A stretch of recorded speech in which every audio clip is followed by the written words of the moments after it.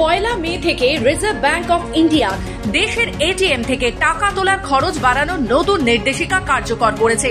এই পরিবর্তন সাধারণ গ্রাহকদের জন্য গুরুত্বপূর্ণ প্রভাব ফেলবে বলে মনে করা হচ্ছে, বিশেষ করে যারা নগদ লেনদেনের উপর নির্ভরশীল। চলুন জেনে নেওয়া যাক এই পরিবর্তনের পেছনের কারণ। বর্তমানে গ্রাহকেরা তাদের নিজস্ব ব্যাংকের এটিএম থেকে প্রতি মাসে 5 বার বিনামূল্যে টাকা তুলতে পারেন। এর পরবর্তী লেনদেনের জন্য অতিরিক্ত চার্জ দিতে হয়। আরবিআই এর নতুন নির্দেশিকার মাধ্যমে এই অতিরিক্ত চার্জ 21 টাকা থেকে বাড়িয়ে 23 টাকা করা হয়েছে। মেট্রো শহরগুলিতে যেমন কলকাতা, দিল্লি, মুম্বাই, চেন্নাই, বেঙ্গালুরু ইত্যাদি অন্যান্য ব্যাংকের এটিএম থেকে প্রতি মাসে 3 বার বিনামূল্যে টাকা তোলা যাবে।